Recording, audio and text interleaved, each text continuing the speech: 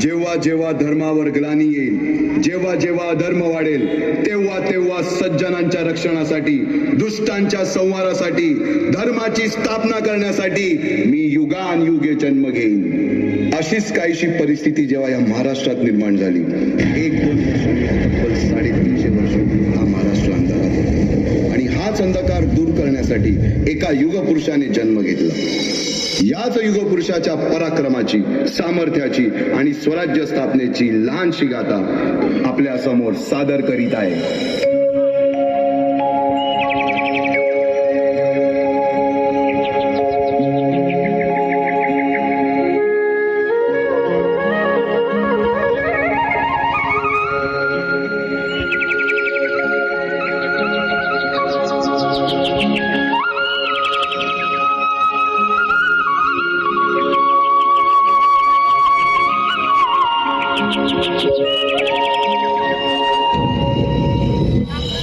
महाराष्ट्राचा सुखाने नांदत असताना एक दुष्ट कालयवनाची वक्रदृष्टी महाराष्ट्रावर. महाराष्ट्र परकीय स्वारांच्या टाचेखाली भरडला जातो. अपहरण, अपमान, जुलूम, जबरदस्ती, अन्याय, अत्याचार, मंदिरांची तोडफोड, स्त्रियांची, धनधान्यांची लुटालूट थांबता थांबत नव्हती. जेव्हा आपल्याच घरात गोठ्यातली गाय आणि घरातील माय असुरक्षित होते, तेव्हा घरातलाच अंधकार मनात घर करून बसतो. अशा वेळी साधू, संत, लहान, थोर, लेकी, बाळी अवघा महाराष्ट्र देवाला गाराणं घालतो. अरे जेजुरीच्या खंडोबा, पंढरपूरच्या खंडोबा, तुळजापूरच्या भवानी आई, दारुगड, दारुगड आई, दारुगड.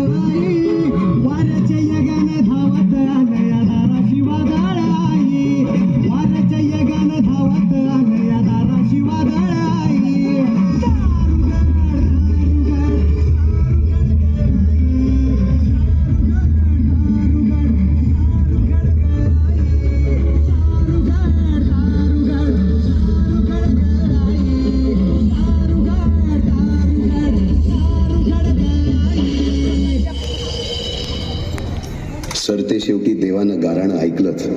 शालिवन शके 1551 शुक्ल नाम संवत्सर, उत्तरायण शिशिर ऋतू, फाल्गुन वद्य तृतीयेला सायंकाळी शुभ लग्न उदित असता कलियुगातील नरसिंहाचा, ग्रहमंडलातील सूर्याचा, नक्षत्रातील ध्रुवाचा, या समछत्रपती शिवरायांचा शिवनेरीवर जन्म झाला.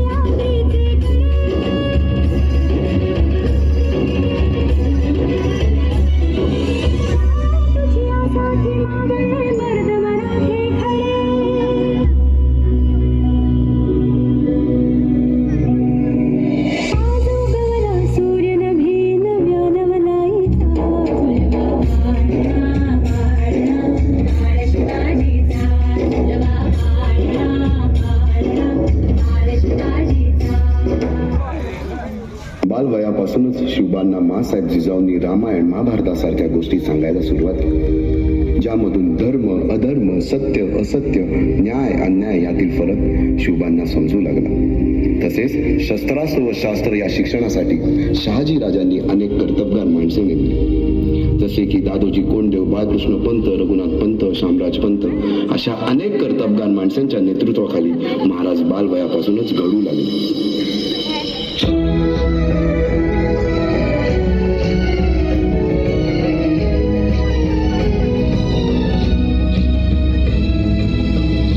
अर्जुन तूच केशव तू तुझा हो सारथी, तूच अर्जुन तूच केशव तू तुझा हो सारथी, करुणी वार गनिमावर दे भूमीस आहुती, करुणी वार गनिमावर दे भूमीस आहुती, तूच अर्जुन तूच केशव तू तुझा हो सारथी, करुणी वार गनिमावर दे भूमीस आहुती.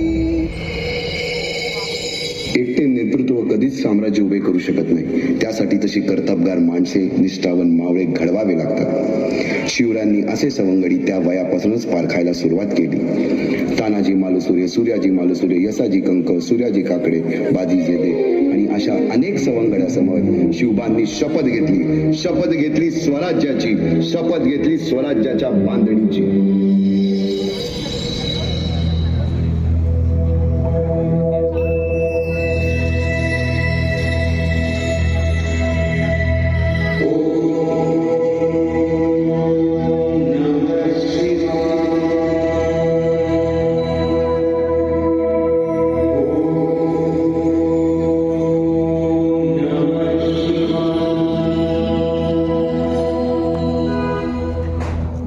आम्ही मराठे यवनांची पीडा नष्ट करण्यासाठी हिंदवी स्वराज्य स्थापन करीत आहोत. यवनांची पीडा नष्ट करण्यासाठी हिंदवी स्वराज्य स्थापन करीत आहोत. राष्ट्रभावनेने संघटन करून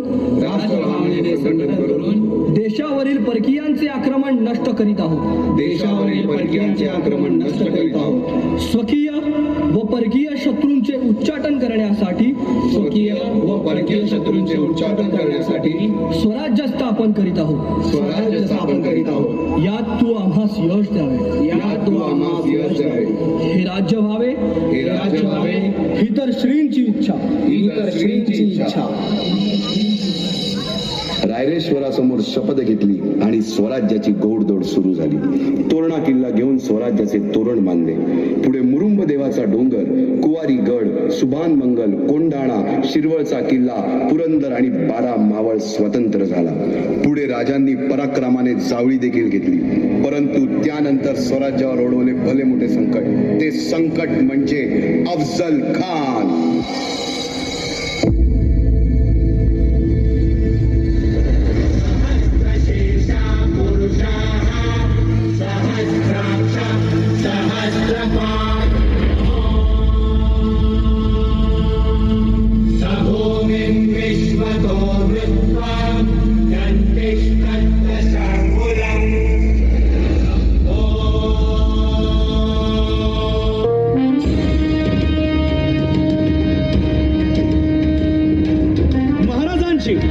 शिवाजी महाराजांची कीर्ती बेफाम होती. महाराजांची कीर्ती बेफाम, भाल्या भाल्यांना फुटला घाम, याला कोण घालील यस्सेने दरबारी पुस्ती बेगम. बडी बेगम म्हणजे अली आदिल शहाची आई बर का. नजरेत तिच्या अंगार दरबार झाला गपगार, कुणी घेईना पुढाकार, साऱ्यांनीच मानली हार. इतक्यात अचानक एक सरदार उठला, बोलला, हम लाएंगे शिवाजी को. आणि त्यानं विडा उचलला. नवतेचं अफजल खान, या नवतेचं अफजल खान, जिता जागता जणू सहिताने, कान बोलला छाती ठोकून, शिवबाला टाकतो चिरडून.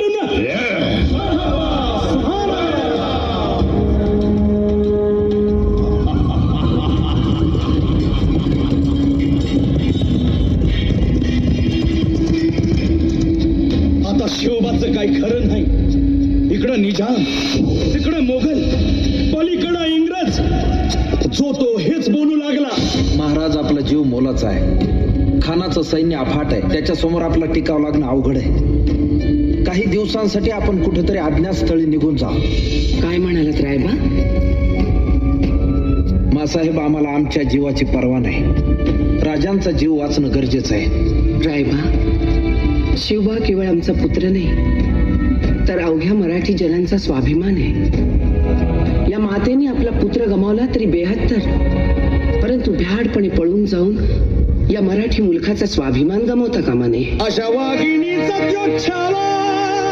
बाळासाहेब, आपला पुत्र आणि मराठी मुलकाचा स्वाभिमान विजयी टिळा लावूनच परत अशा वाघिणीचा त्यो छावा. तथास्तु. गनिमाला कसा ठेचावा, डोक्यात नेहमी कावा, भेटीचा भांडला सांगावा. खानाच्या भेटीसाठी महाराजांना एक शानदार शामियाना उभारला होता. आणि अशा या शामियान्यात खान डौलत डुले तेरा, खान डौलत डुले तेरा. सय्यद बंडा त्याच्या संगतीला, सय्यद बंडा त्याच्या संगतीला, शिवबाच्या संगती महाला. राजाला पाहून खान म्हणतो कसा,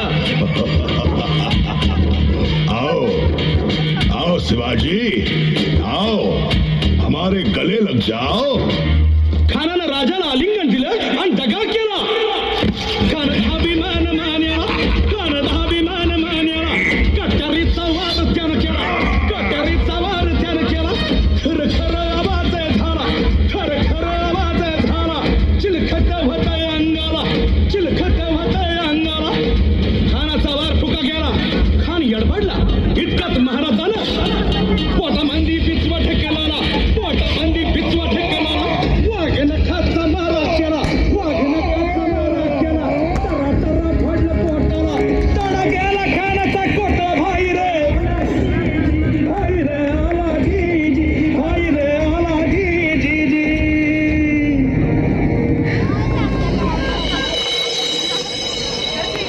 अफजल खानाच्या वधानंतर महाराजांनी स्वराज्यवाढीची मोहीमच हाती घेतली. पाहता पाहता पन्हाळ्यापर्यंतचा प्रदेश जिंकून घेतला. कोकणही ताब्यात घेतले. सर्वत्र फक्त विजयच विजय दिसू लागला. हिंदवी स्वराज्य वाढू लागले. अशा या वाढत्या हिंदवी स्वराज्यावरती संकटे येतच होती. पुढे स्वराज्यावर संकट आले ते म्हणजे सिद्धीचे, सिद्धी जोहरचे. सिद्धीने सुमारे 4 महिन्यापेक्षा जास्त पन्हाळ्याला वेढा घातला. या वेड्यातून महाराजांना सुटकेसाठी बाजीप्रभू देशपांडे, शिवा काशीद व अनेक बांधलांनी पराक्रमाची शिकस्त दिली. समोर मृत्यू दिसून सुद्धा शिवा काशीद प्रति शिवराय बनून सिद्धीच्या शामियानात जातात. काय म्हणावे त्या धैर्याला. पावनखिंडीत 3000 कनिमांची अवघ्या 300 मावळ्यांना घेऊन गोड किंड आणून धरली आणि बाजीप्रभूंनी राजांना पुढे जाण्यास सांगितले. काय म्हणावे त्या शौर्याला. राजे लाख मिले तरी चालतील, परंतु लाखांचा पोशिंदा हा जगलाच पाहिजे. जा राजे जा, फक्त एक करा. विशालगडावर पोहोचल्यावर तोफेचे 5 बार द्या. तोपर्यंत हा बाजी या खिंडीतच गनिम रोखून ठेवतो. पुरंदराच्या 10 वेळी मुरारबाजींना माझ्या सैन्यात आलमगीर बादशाहकडून मनसब देतो असे आमिष दाखवणाऱ्या त्या दिलेर खानासमोर मुरारबाजी स्वराज्याच्या पायी वाहिलेल्या निष्ठेला आठवून तांडव करतात. काय म्हणावे त्या स्वामी निष्ठेला. पुढे राजांना हगऱ्याला जावे लागले. त्यातील औरंग्याच्या मगरमिठीतून निष्ठून आल्यावर तहात दिलेल्या किल्ल्यापैकी जेव्हा कोंडाणा घेण्याची वेळ आली तेव्हा स्वतःच्या मुलाचे लग्न बाजूला ठेवून सुभेदार तानाजी मालुसरे पुढे आले. काय म्हणावे त्या त्यागाला. ही मोहीम मॅच फत्ते करणार राजे. आधी लगीन कोंढाण्याचं, मग माझ्या रायबाचं. अशा या स्वराज्याच्या यज्ञकुंडात अनेक महावीरांनी शौर्याची, निष्ठेची, त्यागाची समिधा धारण करून आहुती घेतली. अशा कित्येक महावीरांनी पराक्रमाची पराकाष्ठा करत स्वराज्याचे एक एक दगड, चिऱ्या, पायऱ्या बसवल्या, घडवल्या. एक एक बुरुज बांधला गेला आणि आता वेळ आली त्या बांधलेल्या भक्कम गडावर विजयश्री धारण केलेला भगवा ध्वज चढवण्याची, म्हणजेच आपल्या महाराजांच्या, शिवरायांच्या राज्याभिषेकाची.